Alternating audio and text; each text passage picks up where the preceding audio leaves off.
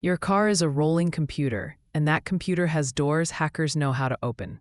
Think of your car as a tiny data center on four wheels. Dozens of small computers, called ECUs, run brakes, steering, infotainment, climate, and more. They exchange short messages constantly across internal networks. Connectivity, cellular, Wi-Fi, Bluetooth, links that data center to the outside world. That connection brings convenience and fresh attack surfaces. In this video, we'll map those surfaces and show what you can do right away to reduce risk, starting now. Under the hood and inside the cabin, ECUs control nearly everything. One ECU might manage the engine, another controls brakes and stability. Others run navigation, cameras, and seat motors. They all speak on networks like CAN and automotive Ethernet. Imagine a fast group chat of tiny computers shouting status updates. A gateway ECU sits between domains like a moderator. That segmentation is vital, and it isn't bulletproof. Now picture connectivity layers: cellular modems, Wi-Fi hotspots, Bluetooth links, GPS, and cloud APIs. Automakers push over-the-air updates, remote unlock, and telematics. Each capability creates a network socket or API key. Each socket is an opportunity for attackers. Some vulnerabilities live in back-end servers. Others hide in firmware on the car. That distributed attack surface makes automotive security a systems problem rather than a single bug problem. Wireless attack surfaces are common targets. Cellular telematics can expose controls if firmware or APIs are flawed. Misconfigured Wi-Fi hotspots invite intruders. Bluetooth stacks have long histories of bugs. Keyless entry systems are vulnerable to relay attacks that simply fool a car into thinking the key is nearby. V2X promises safety, but it also adds cryptography and certificate management headaches. Next, we'll unpack physical and near-physical risks that sometimes feel much simpler. Physical access attacks can be surprisingly low-tech. Thieves use the OBD-II diagnostic port to reprogram ECUs on unsecured vehicles. USB ports accept malicious devices. Attackers sometimes access wiring in wheel wells or lights to inject CAN messages. Even a cheap third-party tracker or insurance dongle can expose a fleet's entire attack surface if it lacks authentication. These are not Hollywood hacks. They are pragmatic, hands-on exploits that pay off quickly.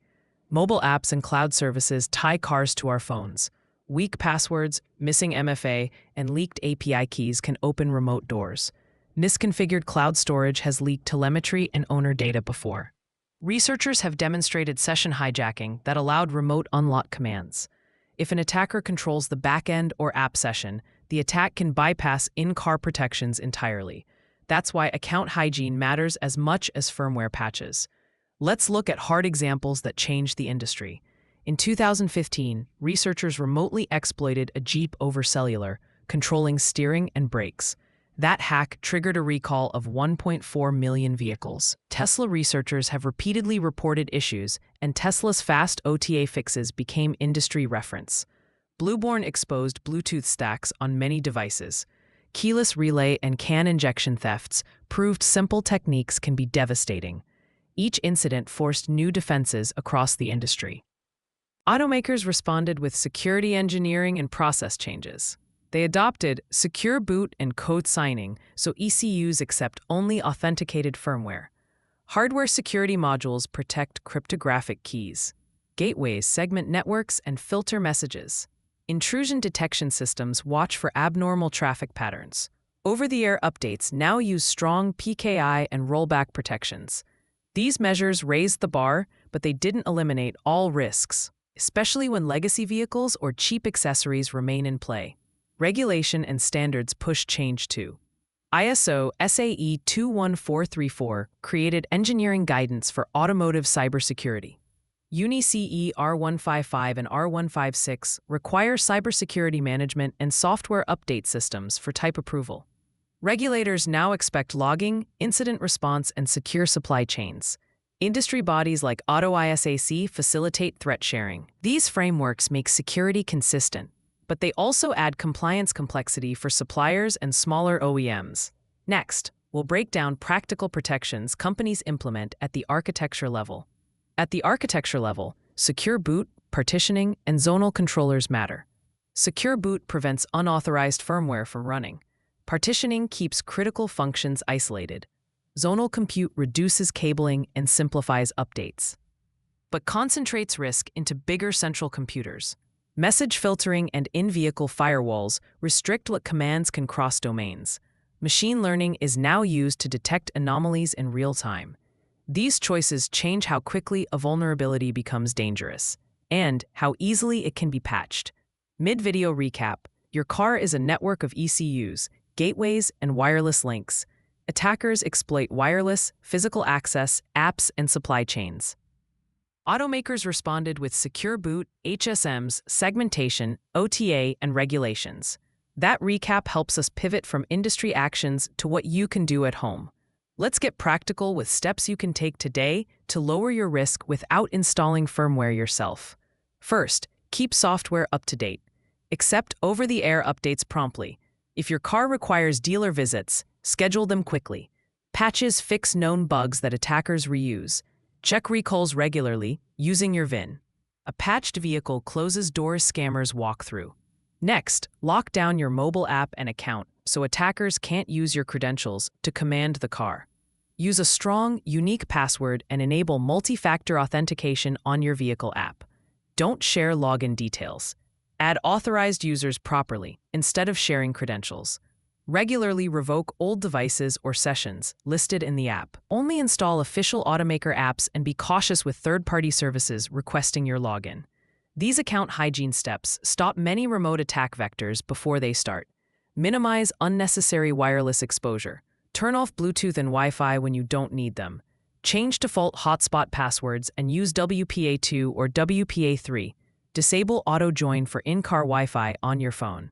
Avoid connecting to unknown public chargers and consider a USB data blocker for public ports. Fewer active radios equal fewer doors for attackers to knock on. Protect keyless entry by storing fobs in a Faraday pouch when not in use. Keep fobs away from doors and windows. Enable key sleep modes where available. Consider a visible deterrent like a steering wheel lock if you live in a higher risk area. Ask your dealer about firmware patches or physical shields if your model has known relay or CAN injection issues. Small habits reduce a huge chunk of high-tech thefts. Be cautious with OBD-II, dongles, and USB devices. Avoid leaving diagnostic devices plugged in long-term unless you trust the vendor. Keep aftermarket trackers and telematics equipment updated. Don't plug unknown USB drives into your car. If you must charge, use a data blocker to prevent data transfer. Cheap accessories can create systemic vulnerabilities that outlive the device's usefulness. Mind your privacy settings. Review data sharing and telemetry consents in your vehicle account. Remove personal data before selling or returning a vehicle. Factory reset the car and remove it from cloud accounts. Wipe paired garage door codes and paired phones. If you loan your car, set up a limited profile rather than handing over full access. Privacy practices and cybersecurity go hand in hand. For fleets, audit every aftermarket telematics device and dashcam. Choose vendors with clear security policies and update practices. Use mobile device management for drivers' phones that access fleet apps. Maintain an incident response plan with clear contacts and logging procedures. Scale multiplies risk. What works for a single car must be formalized for fleets to avoid cascading failures. Looking ahead, software-defined vehicles will centralize compute and simplify updates. That helps features but concentrates risk into fewer, bigger systems. V2X promises smarter traffic, but it needs reliable PKI and certificate management.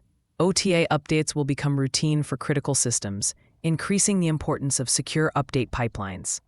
AI will help detect anomalies, but attackers will adapt. The human factor, defaults, and convenience will still shape outcomes. Regulation will broaden. Expect more countries to require cybersecurity management and software update systems. Scrutiny of software bills of materials and supplier practices will increase. That regulatory pressure forces better engineering across the supply chain. It also raises the bar for smaller vendors. The result should be safer vehicles, but only if regulators and industry cooperate closely, and if drivers adopt basic protections themselves. Final takeaways: your car is a connected computer with real risks and real defenses. Most dramatic hacks are rare. Opportunistic attacks like relay theft and CAN injection are the bigger everyday problem. Automakers now build security into design, updates, and operations. You can cut your own risk with updates, strong app accounts, careful key habits, and cautious accessory use.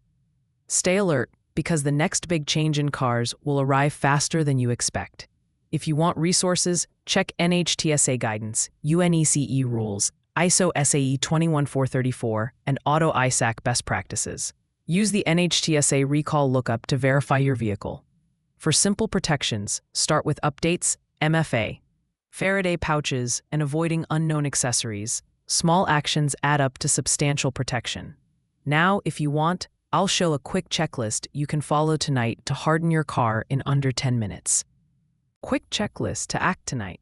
Accept pending OTA updates, enable MFA on your car app, store keys in a Faraday pouch, disable unused radios, and revoke old app sessions.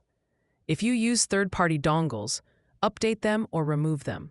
For fleet managers, schedule vendor security audits and set an incident response playbook.